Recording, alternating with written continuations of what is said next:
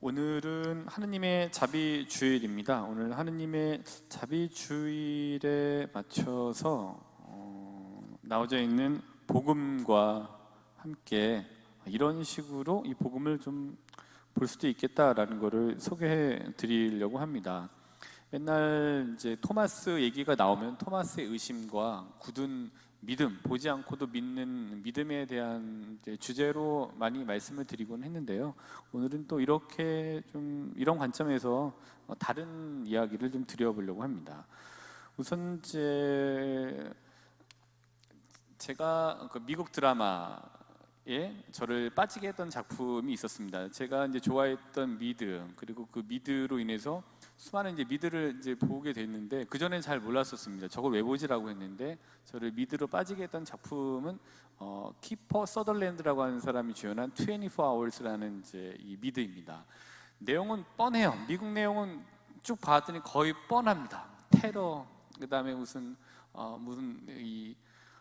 총싸움 뭐 이런 것들, 이것도 이제 테러와 총싸움이 결합된 얘기입니다. 저 키퍼 서덜랜드라는 사람이 잭 바우어라고 하는 이제 이 극중 인물을 맡아서 대테러 요원으로 나오고 특별한 일을 하게 됩니다. 그래서 이제 요인을 보호하고 국가의 중체대한 일에 대한 결정을 내릴 만한 그런 일들에서 이제 나라를 구하는 이런 이제 역할을 극중에서 하고 있습니다.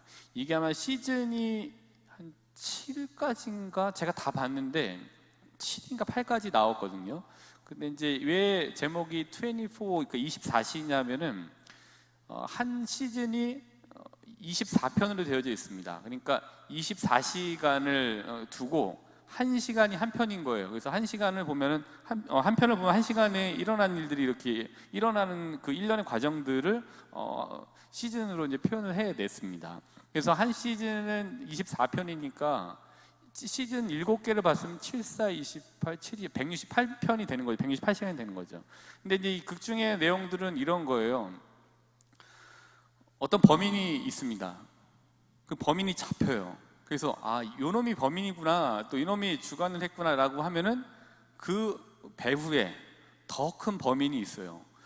그럼 이 사람이 범인이었구나 라고 생각을 하면은 그 배후에 더 큰 범인이 있어요. 그러니까 이런 코드를 이 시리즈 안에 녹아냈습니다. 그래서 긴장감도 있고 스릴도 있고 반전에 반전을 더하는 이것들이 이 시리즈 안에 포함되어져 있습니다. 그래서 이제 이런 긴장감과 반전이라고 하는 코드와 함께 이게 진행이 되는데, 그거에 이 키워드를 한번 그거에서 이제 키워드를 오늘 복음에 맞춰서 한번 찾아봤는데요. 24 Hours를 표현하면은 이런 거예요. 배후가 있습니다. 배후라는 거는 어떤 일에 드러나지 않는 이면을 이야기하죠. 근데 배후라는 말은 그렇게 좋은 어감으로 사용되지는 않는 것 같아요. 그래서 예를 들면은 이렇게 사용되진 않잖아요. 저희들한테 당신 신앙의 배후가 누구요? 그러면은 우리 신앙의 배후는 하느님인데요. 근데 하느님을 물어보기 위해서 신앙의 배후가 누구예요? 이렇게 물어보지 않잖아요. 신앙의 중심이 누구예요? 이렇게 물어보는 거죠. 그러니까 배후는 직관적으로 그 얘기를 들었을 때는, 단어로 들었을 때는 좋은 어감으로 사용되지는 않습니다. 그리고 이거와 비슷한 말이 또 있죠. 뒷배라는 얘기가 있잖아요. 네 신앙의 뒷배가 누구야? 이거는 얘기하지 않죠.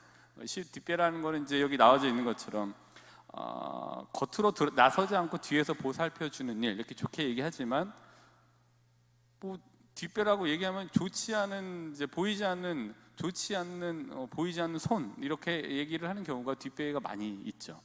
그래서 배후와 뒷배가 좋은 어감으로 사용되지 않지만, 오늘은 배후와 뒷배를 조금 좋은 어감으로 저희가 전용을 해서 사용을 해보도록 하겠습니다. 우리 신앙의 뒷배, 그러니까 우리 신앙 배후에 있는 우리 신앙의 뒷배는 하느님이신 거죠. 이런 맥락에서 오늘 복음을 이해해 보시면 됩니다. 즉 오늘 복음의 제목은 뒷배의 귀한, 이렇게 볼 수 있는 것 같습니다. 복음을 읽어보시면은 예수님을 만나는 이 제자들의 모습이 있죠. 뒷배가 귀환을 하셨습니다.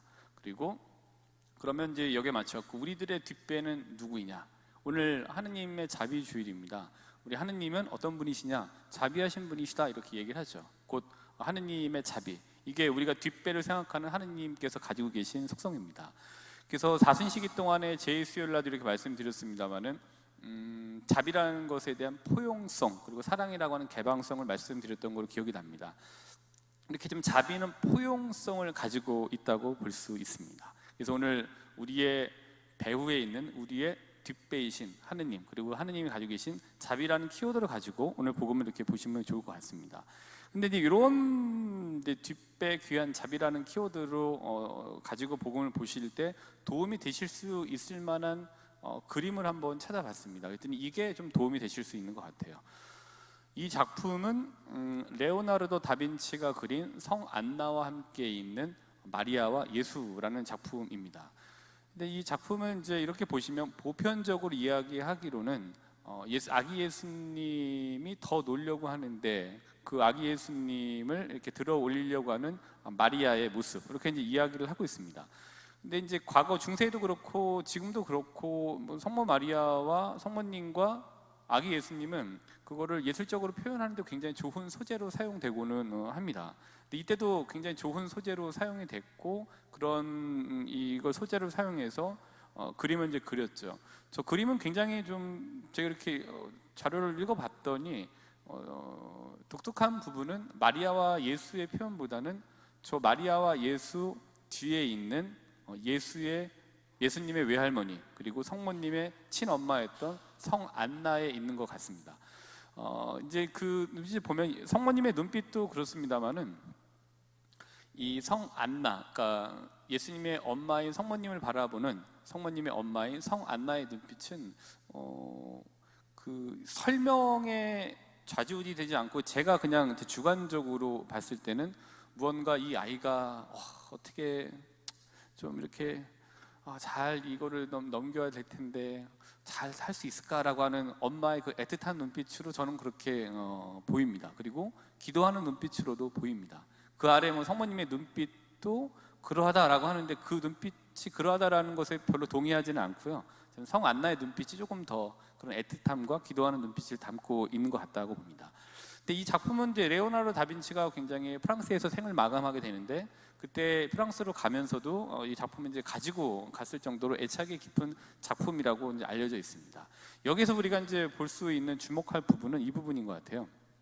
성모님의 눈, 그다음에 더 나아가서는 성 안나의 눈, 전 이거를 보게 됩니다. 그리고 결국에는 성모님의 뒷배. 그 성모님의 배후에는 어떤 뒷배가 있었냐? 성 안나라고 하는 엄마라고 하는 든든한 뒷배가 거기에 있었습니다. 성모님은 또 굉장히 든든하셨겠다. 이 그림에서 저는 그렇게 좀 상상을 해보게 됐습니다.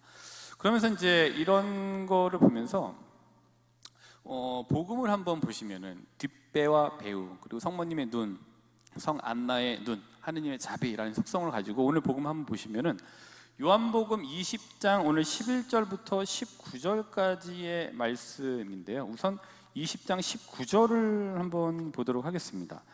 요한복음 20장 19절을 보면은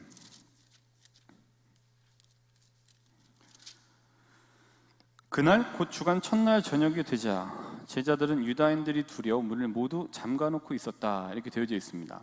이렇게 한번 봤습니다. 유다인들이 두려워서 문을 모두 잠가놓고 있었다. 그러니까 유다인들이 두려워서 제자들이 문을 잠가놓고 있었다. 여기에 이 두려움, 그러니까 제자들의 두려움이 상징하는 바는 무엇일까? 그럼 제자들의 두려움이 상징하는 바는 자신들의 배후에 계셨던 예수님이시라고 하는 굉장히 든든했던 뒷배를 잊었기 때문에 왔던 두려움을 상징한다, 이렇게 볼 수 있는 것 같아요. 그러니까 이제 우리가 이제 신앙 안에서 우리의 배후에서 우리를 굉장히 든든하게 하는 뒷배는 신앙에서 중심은 봉사가 아닙니다. 먼저 중심해야 되는 것은 누누이 말씀드렸습니다만 우리 신앙의 배후에서 우리의 든든한 뒷배가 되어야 되는 것은 하느님 말씀입니다. 그랬을 때 이게 굉장히 든든함이 있죠. 근데 이제 활동으로만 너무 치우치게 되면은 이게 잊어버리게 되는 것들이 많고 돌아갈 데가 없다라는 말씀을 많이 드렸죠. 근데 말씀이 있을 때는 돌아갈 때가 있고 거기에 대한 신뢰나 여러 가지 말씀의 역사에 대한 체험들이 있기 때문에 든든한 이 마음을 가지고 두려움이 좀 많이 사그라들게 되는 거를 신앙적 체험들을 하시게 됩니다. 그럼 이제 19절은 이 제자들이 상징하는 바는 예수님의 뒷배, 예수님이라는 뒷배를 잊음에서 오는 두려움이라고 말씀드렸고 20절하고 21절에 보게 되면은 이런 제자들 가운데 예수님께서 오세요. 그리고 나서 예수님께서 평화가 너희와 함께 라고 말씀을 하시죠. 그 제자들은 주님을 뵙고 기뻐하였다 이렇게 되어 있습니다. 여기에 제목은 이런 것 같아요. 20절하고 21절을 보면은 이게 진짜 뒷배의 귀함이라고 볼 수 있습니다. 그러니까 제자들의 기쁨은 또 이랬던 것 같아요. 그 자신들의 배후에 계셨던 예수님이시라는 뒷배의 확인에 대한 기쁨이었던 것 같아요. 우리 배후에 있었던 그 든든했던 우리의 뒷배이신 예수님께서 오셨구나, 이분이 진짜 살아나셨구나 라는 것에 대한 그 든든함이 기쁨으로 표현이 됐다고 보여집니다. 그래서 이 배후에 계시는 하느님, 제자들의 뒷배는 예수님이셨어요. 배후에. 근데 그러면은 예수님의 뒷배는 누구셨냐? 예수님의 뒷배는 하느님이셨던 거고요. 결국 제자들의 뒷배는 예수님의 든든한 뒷배였던 하느님이 되는 거고, 그 우리 신앙 안에서 우리의 든든한 뒷배는 누구이냐? 바로 자비하신 하느님이시죠. 우리가 신앙을 생활을 하면서 생명을 이야기하고 생명이 중요하다고 얘기하면서 죽음에 대한 전례 서비스를 제공하는 경우들이 많습니다. 또 죽음에 대해서 더 많이 생각하게 하는 삶의 자세를 보여주는 경우가 많습니다. 그러나 신앙은 죽음을 이야기하면서 생명이라고 하는 전례 서비스를 제공해야 됩니다. 그리고 죽음을 이야기하면서 생명이라고 하는 삶의 자세를 보여주어야 됩니다. 그러니까 생명에서 죽음을 보여주는 게 아니라 죽음에서 생명을 보여줘야 되죠. 그게 바로 자비하신 하느님을 기억하게 만들어 준다고 볼 수 있습니다. 이거는 이제 아이들하고 이 판공성사는 이렇게 봐야 돼라는 걸 영상을 찍기 위해서 이제 아이들을 불렀습니다. 그래서 여기 보시면 9명의 아이들이 왔습니다. 네, 이 손가락의 주인공들이 있습니다. 이 손가락의 주인공들은 누구이냐? 바로 이분들이십니다. 이분들이 이제 손가락의 주인공이신데, 이 사진을 갖고 온 이유는 아이들이 9명이 왔다고 해서 9명이 온 게 아니에요. 아이들이 9명이 오면 아이들의 배후에는 누가 있습니까? 든든한 뒷배인 엄마들이 옵니다. 결국엔 18명이 오게 되는 거죠. 그래서 아이한테 잘못하면, 9명 애들한테 잘못하면은 9명 애들 잘못하는 게 아니라 그 든든한 배후에 있는 든든한 엄마까지 포함해서 18명을 적으로 만드는 거예요. 또 그리고 가족들이 합쳐서 더 많아지게 되는 거죠. 든든한 뒷배가 있어서 보이는 게 그대로 되는 게 아니죠. 그럼 결국 이런 생각을 좀 해보게 됐습니다. 이 아이들의 이 사진 더하기 플러스 이 사진은 앞서 보여드렸던 성안나 성모님 아이의 이 사진이 그 아까 앞에 보여드렸던 사진의 종합이라고 볼 수 있는 것 같습니다. 우리의 뒷배는 하느님이십니다. 그리고 그 하느님은 자비하신 하느님이고요. 근데 자비는 그게 포용성이고, 이 자비하신 포용성을 가진 자비는 죽음에서 생명을 보여주어야 되는 거죠. 그리고 죽어가는 사람을 포용함으로 생명을 얻게 만드는 겁니다. 우리의 신앙생활은 죽음에서 생명을 가질 수 있는 희망을 가져야 되는 거예요. 그리고 우리의 신앙생활은 생명을 이야기하면서 죽음을 제공해서는 안 됩니다. 전례도 그렇고 여러 가지 말씀들을 하실 때도 삶의 자세도 그렇고 그렇습니다. 우리가 자비하신 하느님을 기억하시면서 우리가 죽음에서 생명을 이야기할 수 있어야 되겠습니다. 이게 우리의 뒷배이시고 또 우리의 배후에 있는 든든한 뒷배이신 하느님을 믿는 사람들의 삶의 자세라고 볼 수 있는 것 같습니다. 뭐 하나 더 말씀드리면, 요 옆에 보면 요한복음 20장 11절부터 18절을 보면은 마리아 막달레나에게 나타나신 예수님, 그리고 마리아 막달레나 만나시는 예수님, 그 장면들이 되어져 있는 게 보여주는 게 요한복음 20장 11절부터 18절인데요. 13절을 보시면은 이제 20장 13절입니다. 요한복음. 거기에 보시면 이렇게 되어져 있습니다. 그들이 마리아에게 여인아 왜 우느냐 하고 묻자 마리아가 그들에게 대답하였다. 누가 저의 주님을 꺼내갔습니다. 이 13절은 이런 것 같아요.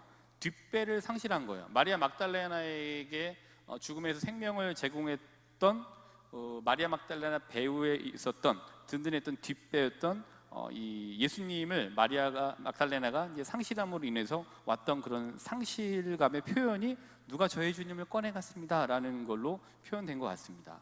그리고 쭉 내려가셔서 16절에 보면은 어떻게 되느냐, 예수님께서 뭐라고 하시냐면 마리아를 보고 마리아야 라고 부르십니다. 그리고 마리아가 돌아서서 히브리 말로 라쁘니 하고 이제 응답을 하죠.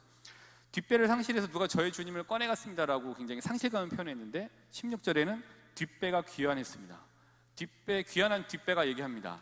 마리아야, 뒷배의 귀환으로 인해서 기쁨을 찾습니다. 라쁘니 스승님이라고 대답하는 우리 마리아 막달레나를 볼 수 있게 됩니다. 그리고 18절에 보시게 되면은 마리아 막달레나는 제자들에게 가서 제가 주님을 배웠습니다 하면서 예수님께서 자기에게 하신 이 말씀을 전하였다.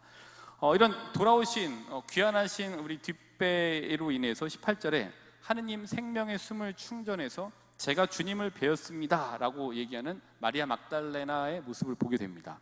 이 말은 20절에 제자들은 주님을 뵙고 기뻐하였다라는 것과 다르지 않고요, 29절에 저의 주님, 저의 하느님이라고 고백했던 토마스의 고백과 다르지 않다고 볼 수 있습니다. 오늘은 이렇게 뒷배, 또 여러 가지 배후, 또 하느님의 속성인 자비에 대해서 말씀을 드렸습니다. 오늘 하느님 자비의 주일입니다.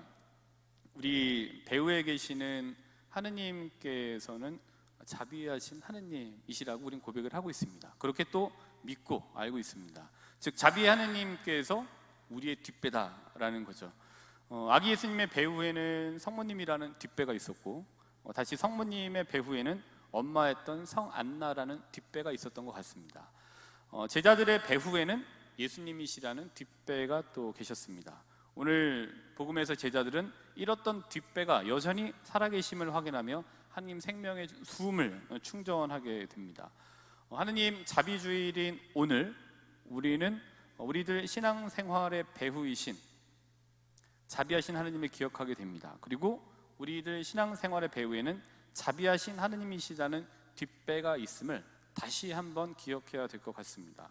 그래서 이번 한 주간 우리도 신앙의 선배로서 신앙의 후배들에게 믿음을 삶으로 드러내며 기쁘게 살아가는 모습을 보여주는 든든한 신앙의 뒷배로 살아갈 수 있도록 결심하시면서 오늘 미사 안에서 하느님께 기도드리도록 합시다.